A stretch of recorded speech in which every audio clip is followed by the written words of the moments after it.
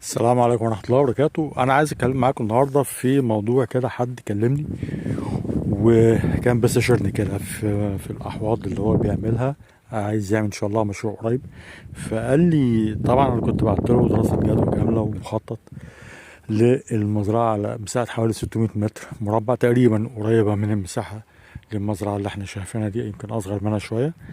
فاحنا ده الأسلوب بتاعنا اللي احنا بنعمله في المزارعنا، يعني بإعادة بنظام الاستزراع السمكي المكثف المفتوح.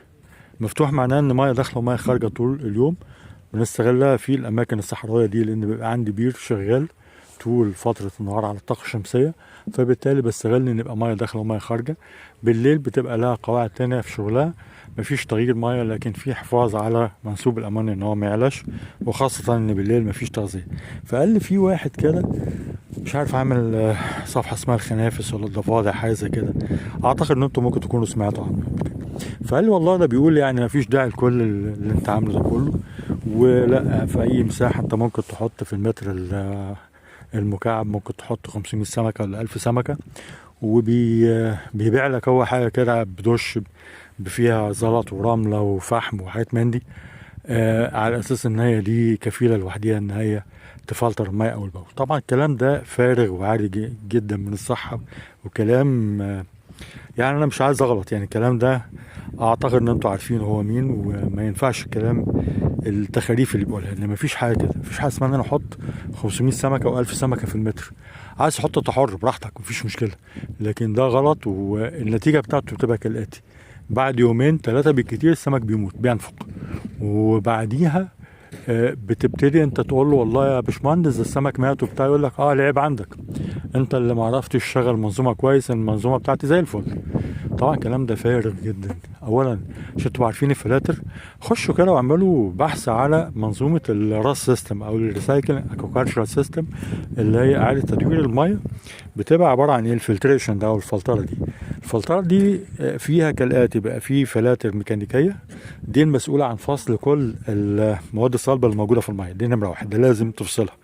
بعد كده بتخش على الفلترة البيولوجية، ودي بتبقى عن طريق ميديا موجود فيها على الأسطح بتاعتها في بكتيريا. البكتيريا دي اللي هي نوعين من أنواع البكتيريا، نيتروسوموناس ونيتروباكتر، دي مسؤولة عن إن هي تتعامل مع الأمونيا وتحولها لنيتريت ثم نيترات. والنيترات دي مش مؤذية للسمك، يعني في حدود مفتوحة فيها إن هي تزيد في المية ما تأثرش عليه.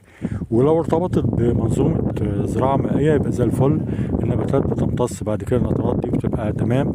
او لو هي هتروح في زراعة مفتوحة زي الفل مفيش مشكلة. انما لو رجعت تاني للأحواض السمكية برضو ما تأذيش السمك، انما اللي يأذي السمك الأمونيا والنيتريت، دول مواد سامة بتأثر على، بتجيب تسمم في الدم وبتأثر على الخياشيم بتاعة الأسماك والجهاز العصبي بتاعها، وبالتالي الأسماك تنفق. طب دي تاني حاجة. تالت حاجة، أحيانا بيبقى فيه لو أنا هكثف، يعني لو أنا اعتمدت على الفئرات الميكانيكية والبيولوجية فقط، فأنا أقدر أحط فيه أسماك توصل لحد 30 32 كيلو في المتر المكعب كتلة حية، بما يساوي لو أنا مثلا هقسم على 4 أنا بحط من 100 ل 120 سمكة في المتر.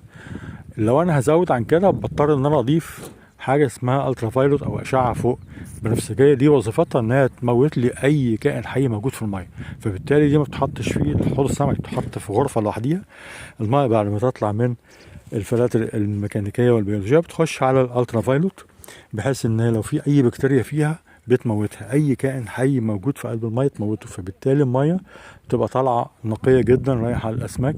الاسماك بقى الكثافه لو اكتر من 32 كيلو في المتر المكعب بيحصل احتكاك بينها وبين بعضها، والاسماك دي قشريه، يعني طبقه الحمايه بتاعتها عباره عن طبقه زلاليه الاول، وبعد كده اللي احنا لما بنيجي نمسك السمكه اللي بنقول انا بالزفلت يعني، فدي الطبقه اللي هي الزلاليه دي البروتكشن او الحمايه الاولانيه.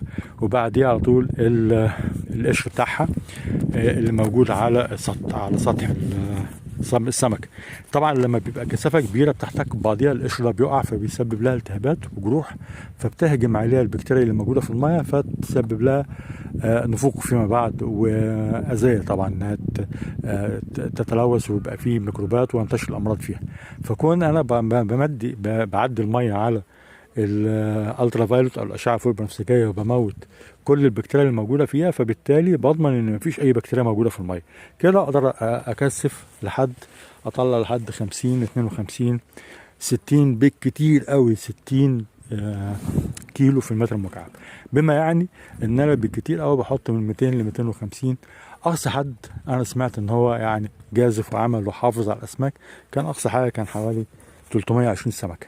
انما تقول لي 500 سمكه وكلام فارغ من اللي انت حاطه ده، و1000 سمكه، ده انت حتى لو حاطه في منظومه راس سيستم عمرها ما توصل ل 500 سمكه ولا 400 سمكه ولا 300، يعني 320 350 بالكتير جدا.